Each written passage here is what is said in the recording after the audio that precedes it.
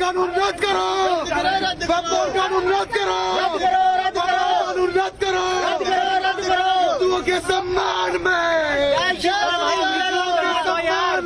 हमारा काम विरोध करना है क्योंकि ये अनकॉन्स्टिट्यूशनल है। ये बिल वक्फ की जायदाद को बचाने के लिए, एनक्रोचर्स को निकालने के लिए नहीं, ना उसकी इनकम को बढ़ाने के लिए, बल्कि वक्फ की जायदादों को खत्म करने के लिए, मुसलमानों से उनकी मस्जिदें, दरगाहें, खानखाहें, कब्रिस्तान को छीनने के लिए इस तरह का प्रोविजन उसमें रखा गया है। तो इनकी नीयत खराब है और ये चाहते हैं कि देश में और दूरियां बढ़े दो बड़े समुदायों में।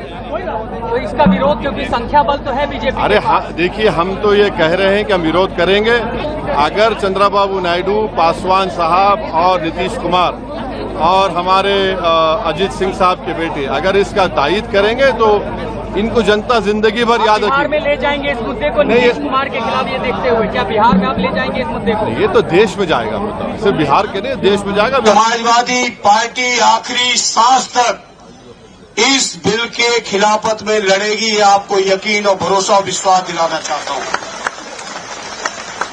बिल के इंट्रोडक्शन से लेके, जेपीसी से लेके, जहां तक ये बिल चला और जहां तक ये बिल जाएगा, चाहे संसद में दोबारा आए, चाहे न्यायालय तक जाना पड़े, हर स्तर पर समाजवादी पार्टी आपके हर फैसले के साथ मजबूती से खड़ी है साथियों।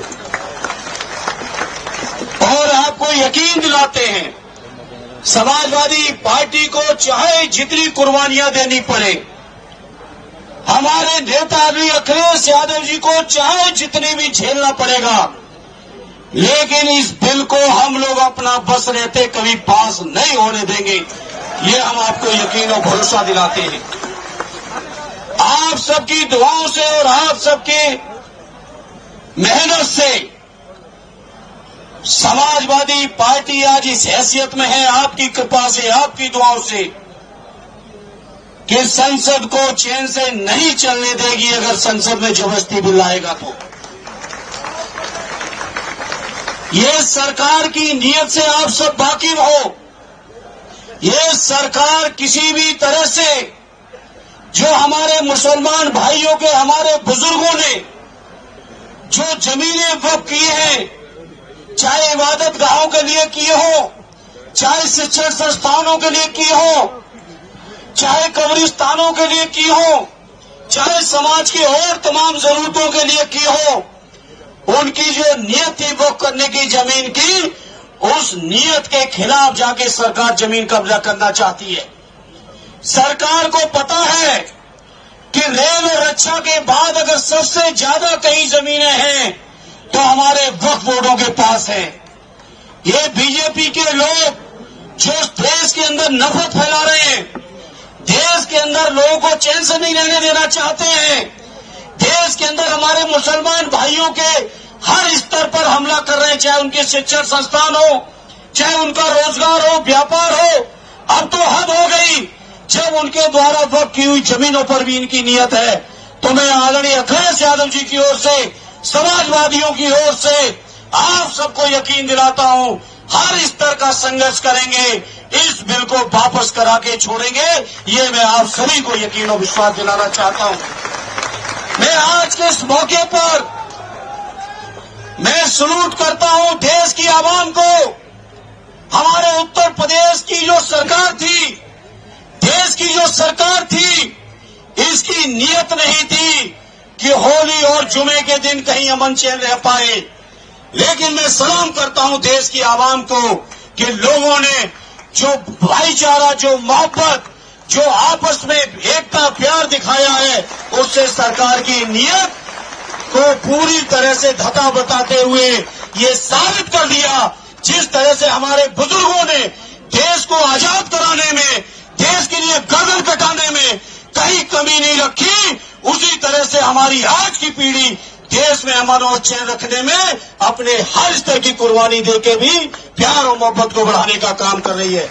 इसलिए आज इस मौके पर चूंकि बहुत सारे लोग आए हैं, हम ज्यादा समय नहीं लेंगे। इस मौके पर मुस्लिम पर्सनल लॉ बोर्ड के आर ए खालिद साहब से लेके मौलाना उस्मानी साहब से लेके सभी सम्मानित पदाधिकारियों का मैं शुक्रगुजार हूं कि उन्होंने मुझे मौका दिया अपनी बात को रखने का, और इतने आवाम के बीच देश की मीडिया के सामने एक बार फिर आदरणीय अखिलेश यादव जी की ओर से आपको यकीन दिलाते हुए, चाहे जितनी कुर्बानी देनी पड़ेगी, चाहे जितना संघर्ष करना पड़ेगा, चाहे जितनी लड़ाई लड़नी पड़ेगी, लेकिन उसको लड़ते हुए हम अपने मुसलमान भाइयों की वोट की जमीनों को सरकार के हवाले नहीं होने देंगे।